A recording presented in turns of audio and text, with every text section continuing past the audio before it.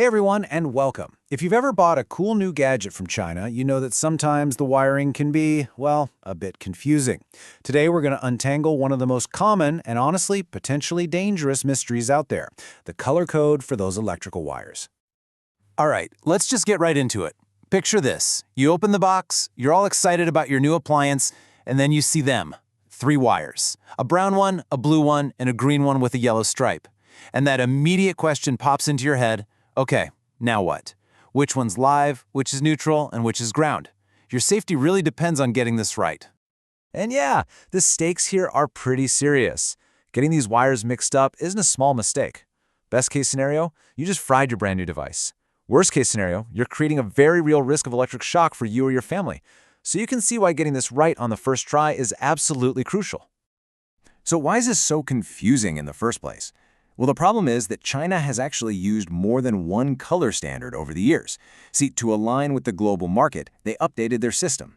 But you can still find products out there that use the old standard, and that's exactly where all the confusion begins. Okay, so to start clearing things up, let's look at the most common standard you're going to find today. This is the official and modern one, the international standard known as IEC. The IEC, which stands for the International Electrotechnical Commission, basically sets the wiring standards for most countries, including pretty much all of Europe. China adopted this standard to make global trade way easier, so the good news is most new products you buy will follow this code. So pay close attention here, because this is the combination you're most likely holding in your hands. In the IEC standard, the brown wire is the phase, or the live line. The blue wire is neutral. And that green wire with the yellow stripe is always the ground. Go ahead and lock that combo in your memory. Brown, blue, and green/yellow. But what if your wires aren't those colors?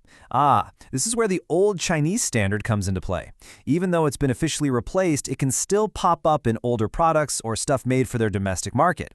That's why we're calling it the ghost standard. It's still out there. Now in the old standard, things change up quite a bit. Here, the phase wire is yellow. The neutral could be a light blue or even black. The only thing that stays consistent, thankfully, is the ground wire, which is still green with a yellow stripe. So as you can see, that big tricky difference is the phase wire. To make sure there's absolutely no doubt, let's put these two standards right next to each other. Seeing the direct comparison is the best way to understand exactly where the danger lies. And here it is. This is the main trap. The ground wire is almost always green and yellow. The neutral is pretty consistently some shade of blue or black, but the big change, the critical point of confusion, is that phase wire. In the modern standard, it's brown. In the old one, it's yellow. Mixing these two up is what can cause all the problems. So, if you only remember one thing from all of this, let it be this. Your full attention needs to be on the phase wire. Identifying it correctly is what guarantees a safe installation, every time. Okay, but what if you come across a device that doesn't seem to follow either of these standards? Or what if you're just not sure? That's where the golden rule of safety comes in. This thought, which comes from another consumer who went through this exact same doubt, perfectly sums up the mindset we should all have. Caution is your absolute best tool. When it comes to electricity, you never, ever assume anything. And here are the practical steps. First, the product manual is your best friend. The right answer is almost always in there. Second, if the manual doesn't help or if you're still in doubt, do not guess, just stop.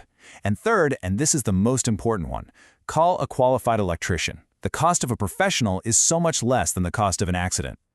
Now, for those of you with more experience and the right tools, like a multimeter, you can test the wires to confirm which is phase, neutral, and ground. But even then, the main rule applies. Testing is for confirming, not for guessing. If you don't know how to do it, just don't do it.